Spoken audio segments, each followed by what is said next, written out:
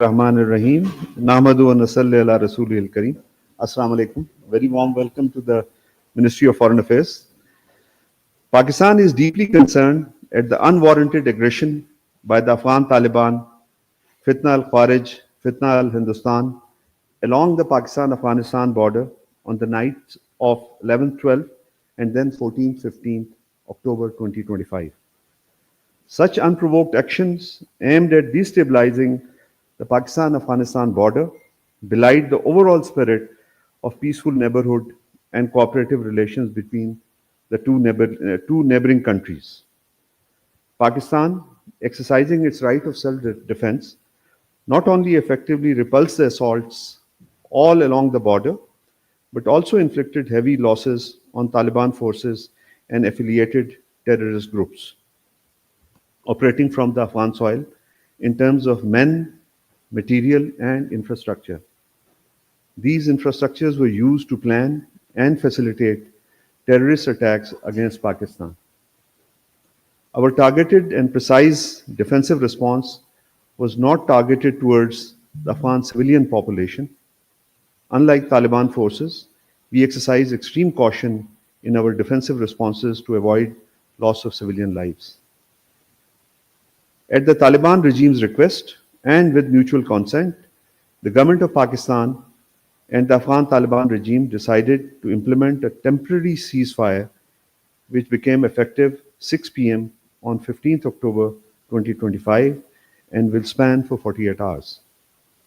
During this period, both sides are making sincere efforts to find a positive resolution to this complex but solvable issue through constructive dialogue. Pakistan greatly values dialogue and diplomacy and a mutually beneficial relationship with Afghanistan. At the same time, the government of Pakistan continues to closely monitor the situation and would take all possible measures to safeguard its territory and the lives of its people. Pakistan strongly rejects assertions and insinuations by the interim Afghan foreign minister in India to divert attention from the presence of terrorist elements in Afghanistan. By making these baseless assertions, the Taliban regime cannot absolve itself of its responsibilities towards regional peace and stability. Continued presence of terrorist elements on Afghan soil and the freedom of activities enjoyed by them in Afghanistan are well documented, including in the UN monitoring team reports. The fight against terrorism is a common cause. Instead of shifting responsibilities, the Taliban regime should honor its commitment of not allowing its territory to be used for terrorism against other countries and play its due role in achieving peace and stability in the region and beyond. Pakistan has repeatedly shared its concerns related to the presence of Fitna al Kharij and Fitna al Hindustan operating from Afghan soil. Pakistan expects concrete and verifiable actions against these terrorist elements by the Taliban regime. Pakistan, in the spirit of good neighborliness, Islamic brotherhood, and humanity, has generously hosted around 4 million Afghans for more than 4 decades. Pakistan will take all actions to regulate the presence of Afghan nationals on its territory in accordance with international norms and its domestic laws. Pakistan is desirous of a peaceful, stable, friendly, inclusive, regionally connected, and prosperous Afghanistan. Pakistan expects the Taliban regime to act responsibly, honor its commitments, and play a constructive role in achieving the shared objective of rooting out terrorism from its soil. We also hope that one day the Afghan people would be emancipated and they would be governed by a true representative government. Pakistan has also conveyed its strong reservations on the elements of India-Afghanistan joint statement issued on 10th October 2025 in New Delhi to Afghanistan's ambassador to Pakistan.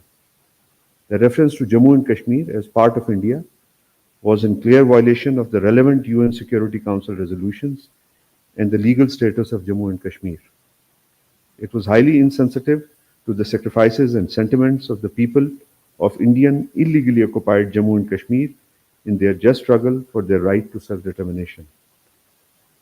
Pakistan also strongly rejected Afghan acting foreign minister's assertions that terrorism is Pakistan's internal problem, as Pakistan has repeatedly shared details regarding the presence of Fitna al-Kharij and Fitna al-Hindustan terrorist elements operating from Afghan soil against Pakistan with the support from elements within Afghanistan. It emphasized that deflecting the responsibility of controlling terrorism towards Pakistan, the interim Afghan government cannot be absolved of its obligations towards ensuring peace and stability in the region and beyond. On 14th October 2025, Foreign Secretary Ambassador Amna Baloch hosted a comprehensive briefing session on the latest developments on the Pakistan-Afghanistan border for the resident ambassadors in Islamabad, where she underscored Pakistan's legitimate security concerns and its unwavering resolve to protect its territorial integrity and national security.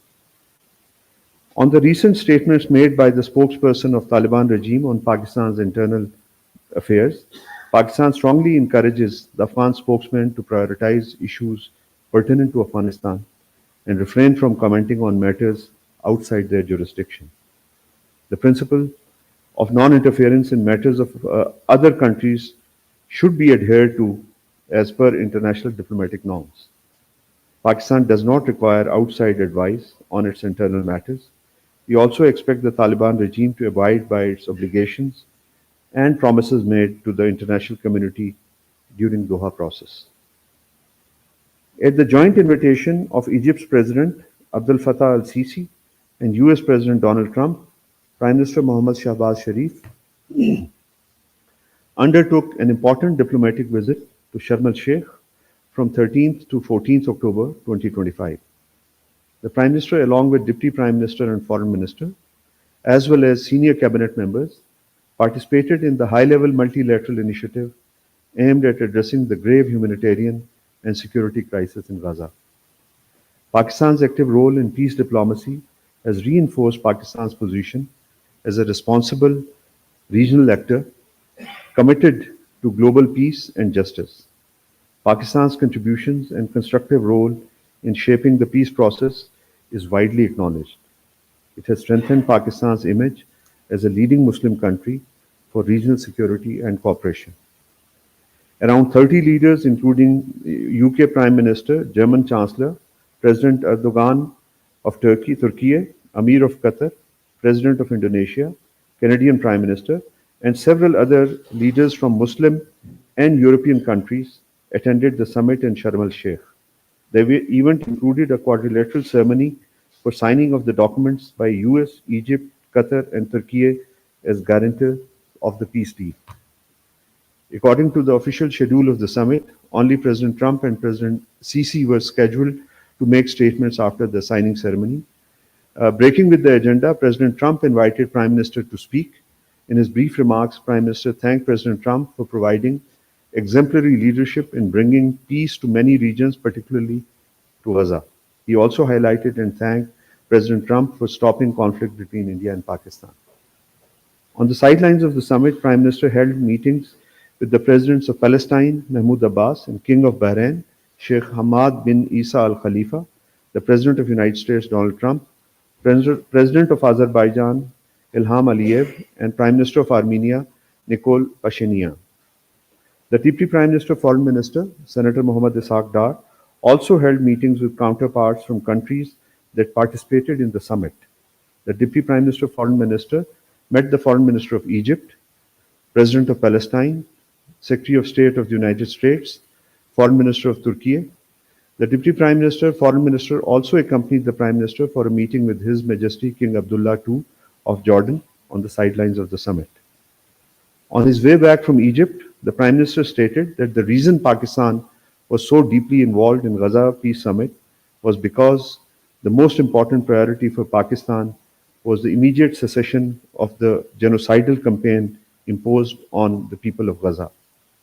Along with other brotherly nations, this priority was stated and reinforced consistently. He expressed Pakistan's gratitude to President Trump, which was anchored in his promising that he would make it stop and delivering on that promise. He added further that Pakistan will continue to express its support and appreciation for President Trump's contribution to peace. The Palestinian people's freedom, dignity, and prosperity remains the primary concern for Pakistan. The establishment of a strong and viable Palestinian state with pre-1967 borders and Al-Quds al-Sharif as its capital remains the bedrock of Pakistan's Middle East policy and will remain so. Ahead of the summit in Sharm el-Sheikh, the Deputy Prime Minister, Foreign Minister held telephonic conversation with the Foreign Ministers of Egypt, Foreign Minister of Azerbaijan, Foreign Minister of Iran, and Minister of State for Foreign Affairs of Qatar on 11th October 2025 to deliberate over diplomatic efforts led by Arab Islamic countries to promote peace and stability in the region and strengthen coordination prior to the summit. On 16th October 2025, the Deputy Prime Minister, Foreign Minister, Senator Mohammad Ishaq Dar, received a telephone call from the Foreign Minister of Saudi Arabia regarding the regional situation and recent developments. The Saudi Foreign Minister appreciated Pakistan's commitment to peace and security in the region and emphasized the importance of collective efforts for stability.